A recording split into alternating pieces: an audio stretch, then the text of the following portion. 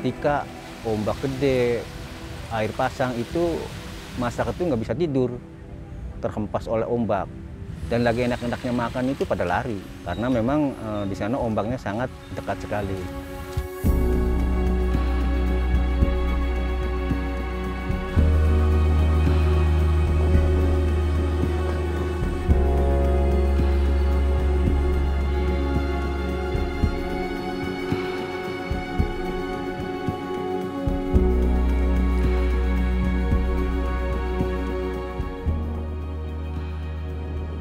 Awalnya makan kita dari satu pohon sampai luasnya 600 meter dan lebar 300 meter.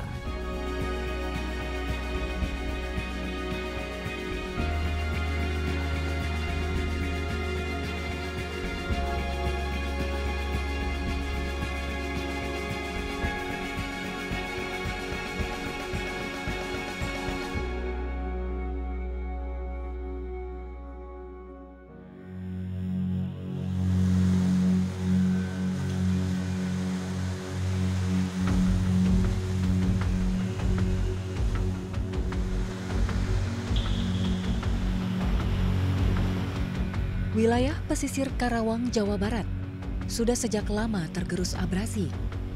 Ratusan hektar lahan lenyap ditelan laut. Di Cemara Jaya ini misalnya, rumah-rumah roboh. Penduduk terpaksa mengungsi atau direlokasi. Dari 84,23 km panjang garis pantai Karawang, 34,626 km rusak karena abrasi. Data ini dicatat pada tahun 2020 oleh Dinas Lingkungan Hidup dan Kebersihan Kabupaten Karawang.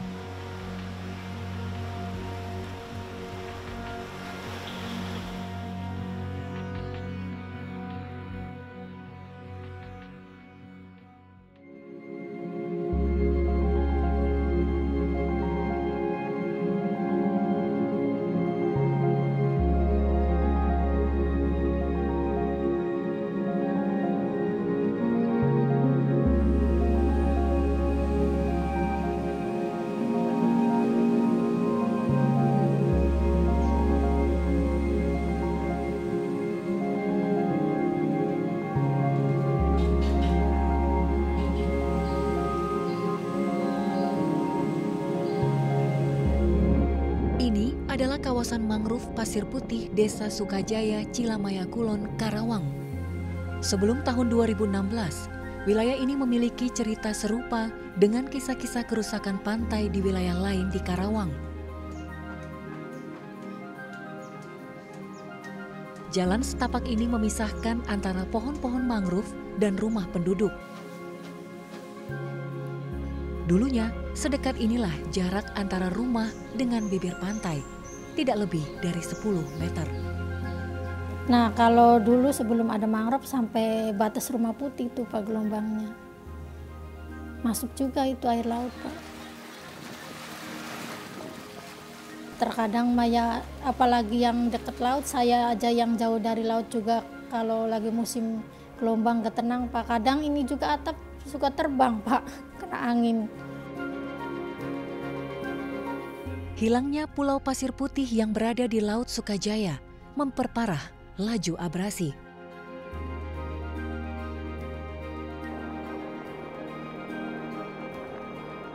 Dulu mah ketika saya kecil, Pak, Pasir Putih itu gosongnya tinggi dan pasirnya luar biasa seperti pasir putih dulu.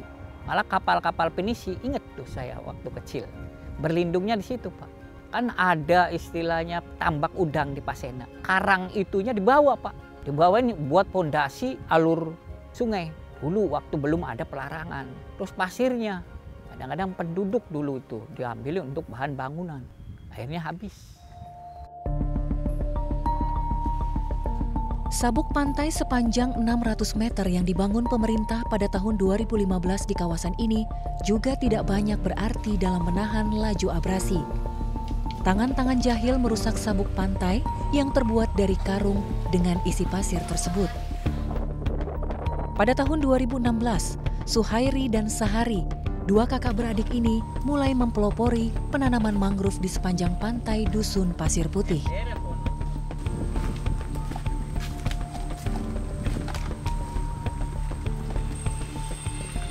Ya intinya makan kepedulian saya, Pak. Artinya ketika sedih, ketika masyarakat seperti itu, ya maksimal menggugah hati nurani saya untuk menanami mangrove. Karena di sini ya nyaris laut gitu, Pak. Akhirnya kami dengan rekan-rekan perlahan tapi pasti sedikit demi sedikit untuk menanam mangrove di pesisir ini.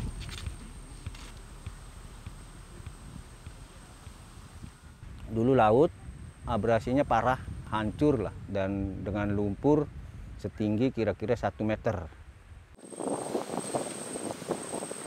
Awalnya kita swadaya tahun 2016. Kita menanami dengan kelompok. Nah, setelah kita menanam beberapa kali, hampir 4 kali menanam, karena memang kita tidak patah semangat. Terus menerus akhirnya tumbuhan mangrove itu berkembang. Setelah mangrove itu tingginya 1 meter, tahun 2017 kita mengajukan program untuk penanaman mangrove ke Pertamina PHNWJ. Akhirnya oleh PHNWJ itu di spot, nah, artinya dikasih bantuan untuk penanaman. Setelah dibantu, terus bagaimana caranya supaya menanam ini artinya tidak satu lokasi. Artinya kita bisa mengembangkan artinya kira-kira 600 meter.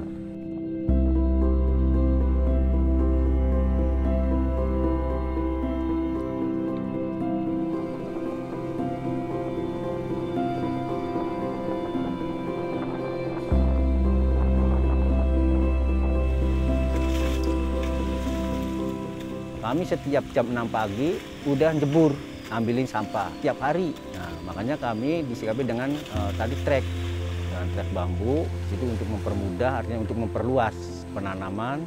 Setelah dengan trek bambu, akhirnya mangrove ini berkembang dengan pesat dengan penanaman. Untuk mempertahankan yang 1 meter ini mangrove jangan sampai kena abrasi, dibikinlah penahan abrasi atau pemecah ombak, supaya jangan sampai langsung terkena oleh mangrove. Kondisi pantai terbuka membuat beberapa kali usaha penanaman gagal. Bibit mangrove yang sudah ditanam terseret ombak. Suhairi mencari cara agar sedimentasi yang terbawa arus laut bisa ditahan dan menciptakan daratan agar mangrove bisa tumbuh dan menjauhkan pemukiman dari laut. Ini ban-ban ini sebagai peredam ketika gelombang itu datang. Ketika misalnya gelombang menghantam, jadi sedimennya itu ngendap ke bawah, Pak. Jadi kumpul di bawah. Ya lambat laun ini tumpukan pasir itu akan menjadi tanah timbul. Akibatnya akan menjadi daratan. Nah selama ini yang ada di sini nih, ya seperti itu prosesnya. Di bawah ini ada ban yang sudah terkubur kena lumpur karena tadi sedimennya kena ngendap di bawah, jadi bannya terkubur. Nanti dikasih ban lagi supaya naik lagi nih. Jadi ketika itu lumpur dan pasir itu diam di situ. Ketika terjang ombak paling terurai ininya aja, pasir yang lembutnya aja.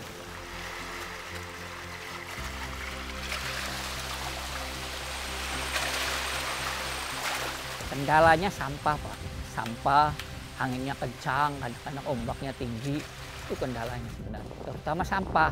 Ya sampah kan plastiknya mulet, Pak, ke daun. Akhirnya ketika daunnya mulet itu ya keterjang gelombang, akhirnya kecabut. Nanam lagi ya tetap juga nggak, istilahnya kan nggak terus. Ya sampai kita berdarah-darah juga setiap hari naikin pasir, Pak, kita.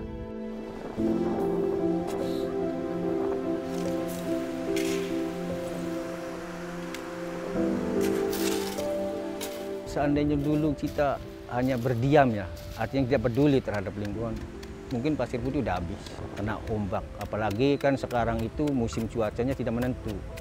Kadang-kadang banjir rob itu satu tahun itu bisa 5 kali. Sudah dibayangkan gitu. Ketika banjir rob dengan gelombang tinggi, cuaca tidak menentu bagaimana? Dengan jeda 1 meter.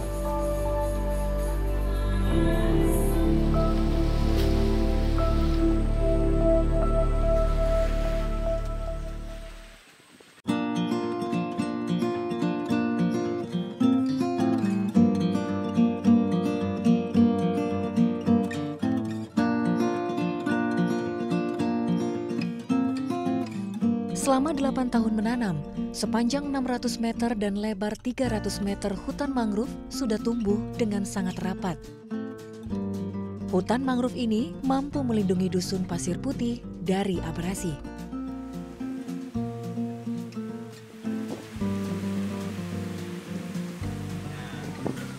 Nah, ini tempatnya, ini tempat pembibitan mangrove.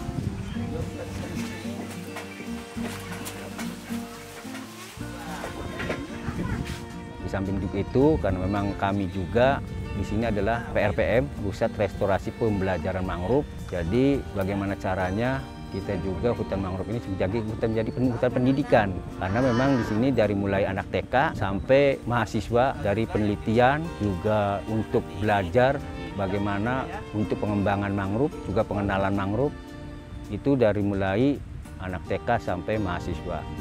Nanti kita, ini kan masih ada ini nih, ada penggolnya. Nah, nanti penggolnya kita cabut. Nah, nanti kita yang ditanam ini ya, ini yang di bawah. Ya, ini yang di atas ya. Nah, jadi awas jangan lupa. Karena memang di sini mangrove Pasir Putih ini membibitkan beberapa jenis mangrove. Ada 10 jenis mangrove.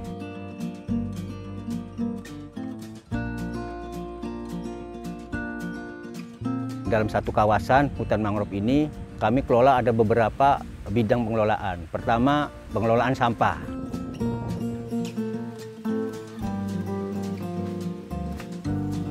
Jadi bagaimana caranya supaya banyak pengunjung, sampahnya jangan sampai dibuang ke laut. Akhirnya kami kelola sendiri.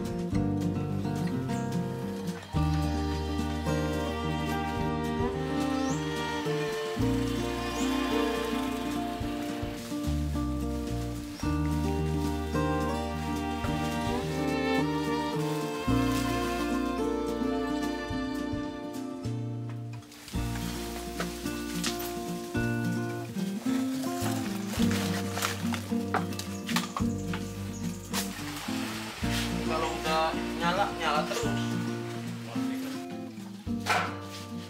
Ketika kita belum dikasih tempat sampah, itu masyarakat di Bunjang sungai. Ketika saya kasih tempat sampah yang pakai drum itu, nah dia buangnya di situ.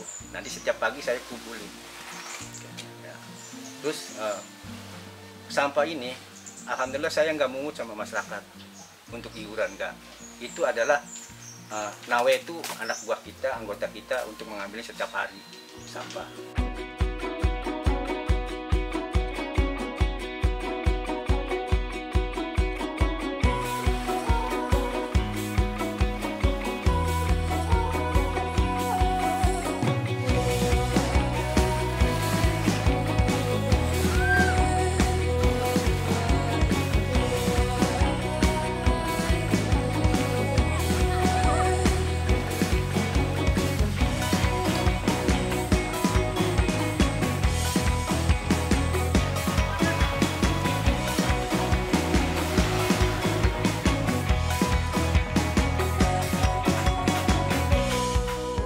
Roda ekonomi akhirnya berputar dari upaya penyelamatan lingkungan ini.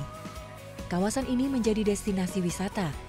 Suhairi dan Sahari kini total meninggalkan profesinya sebagai nelayan dan fokus pada penanaman mangrove bersama komunitasnya.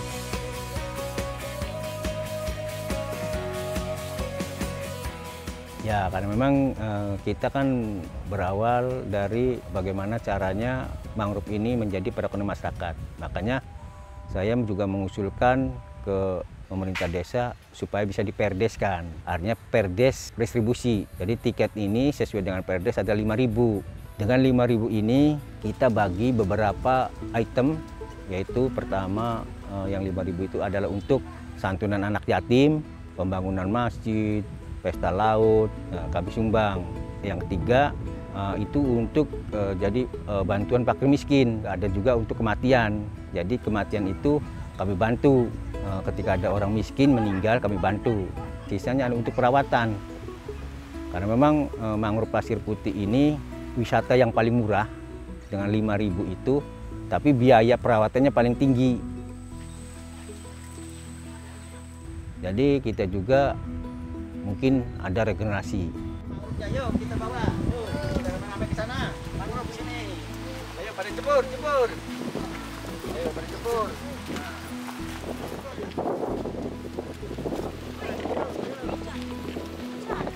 Makanya kita juga sekarang itu mendidik anak-anak yang keluar sekolah SMA tidak bisa melanjutkan karena memang orang tuanya tidak mampu.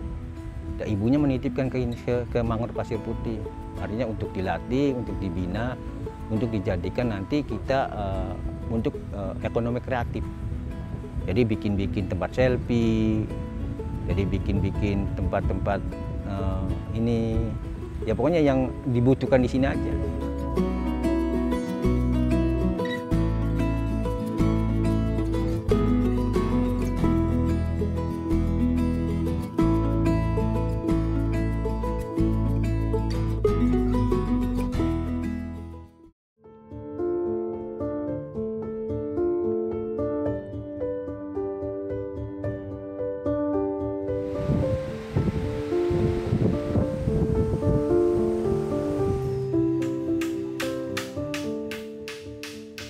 Jadi gimana Pak kemarin palet yang dari kita Pak?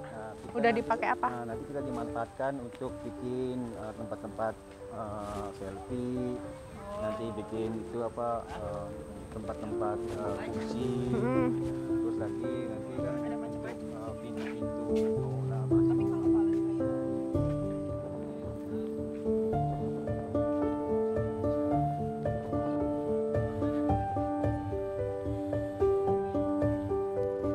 Pak Sari, jadi untuk rencana pengembangan pasir berbisik tahun 2024, bagusnya apa Pak? Aponya bagusnya gimana Pak? Apakah mau pengembangan Apo lagi? Atau gimana Pak? Atau sudah cukup seperti ini? Nanti kan kita Apo ini kan nanti kan kita ada beberapa macam, maksudnya kan untuk bahkan nanti ketika ada orang mau studi banding, Iya betul. Iya. masalah bagaimana pemecah ombak ini dengan biaya murah.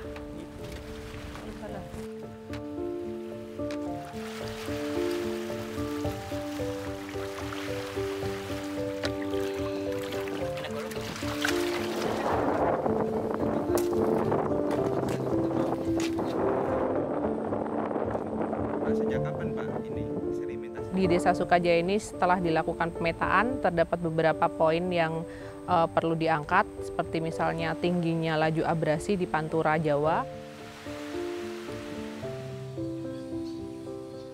belum terkelola secara maksimalnya sampah yang ada di desa ini. Berdasarkan permasalahan tersebut, kami dari perusahaan bersama-sama dengan masyarakat melahirkan program pasir berbisik, pengelolaan kawasan pesisir terintegrasi lingkungan dan sosial. Di dalam program pasir berbisik ini ada beberapa kegiatan yang kami lakukan, seperti misalnya pengelolaan kawasan ekowisata, pengelolaan sampah secara terpadu, pemberdayaan UMKM istri nelayan, kemudian pendidikan.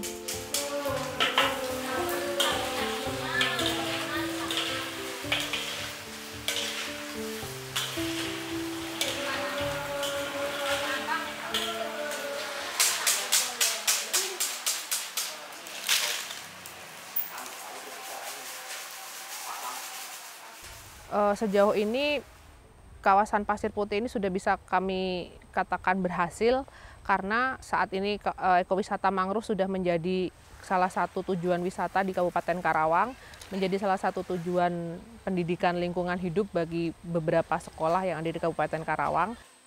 Selain itu, dengan adanya program ini telah meningkatkan kepedulian masyarakat terhadap kondisi lingkungan di pesisir.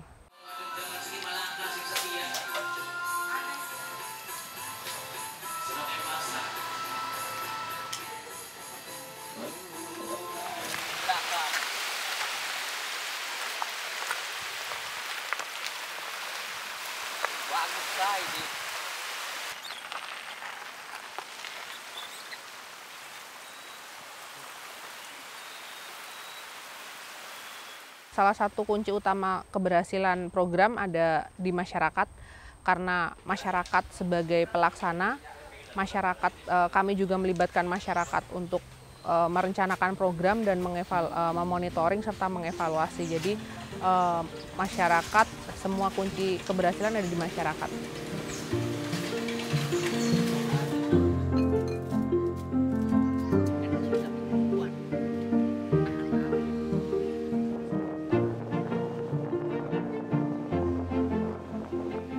Tumbuhnya UMKM menjadi geliat ekonomi baru bagi keluarga-keluarga di Dusun Pasir Putih.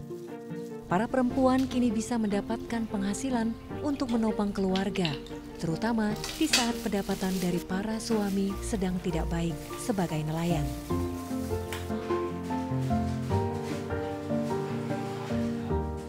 Kalau di mangrove tiap hari kan ada aja orang, jadinya diisi terus tiap hari, Pak. Apalagi kalau hari-hari tertentu, Sabtu Minggu kan lumayan banyak orang. Kalau hari Lebaran, Tahun Baru, lumayan Pak penghasilannya. Nyampe 3 jutaan per orang.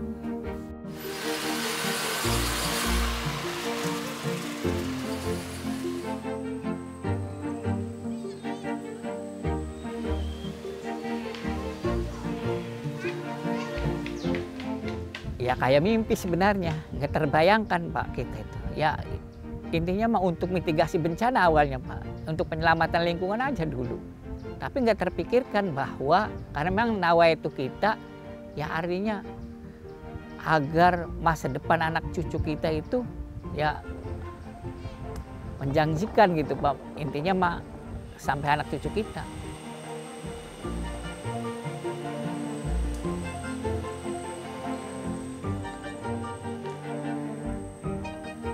Jadi tidak jangan henti-hentinya untuk penanaman mangrove, karena mangrove ini adalah banyak manfaatnya. Selain dari menahan abrasi, ya kita juga untuk bisa menopang perekonomian masyarakat.